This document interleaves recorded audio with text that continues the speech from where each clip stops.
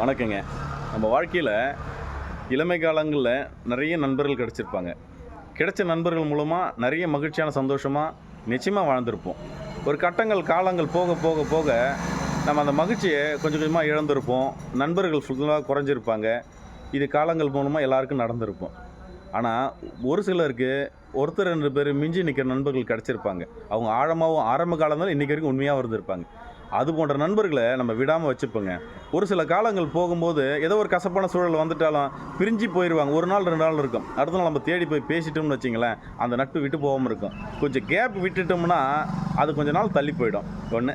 2வது விஷயம் என்னென்னா, காலப்போக்கில் வெறும் பழக்கமாக வச்சுருக்கிற எண்ணிக்கைக்கு அதிகமான நண்பர்கள் வேண்டாங்க. வெறும் அது பழக்கம் மட்டும்தான். அந்த பழக்கங்களை வச்சு நம்ம மனசு காயப்படுமே தவிர, நண்பர்கள்னு சொல்லி அவங்கள்ட்ட மனசுக்குள்ள ஒரு விஷயங்களை ஷேர் பண்ண முடியாது. கர்ணனை போல நண்பர்கள் கிடைக்கலன்னு யாரும் வருத்தப்பட வேணாம். கலங்கி நிற்கும்போது ஆறுதல் சொல்கிறதுக்காகவும், களங்கமில்லாத மனசு கிடைச்சாலே அதுவே போதும் தானங்க. நன்றிங்க.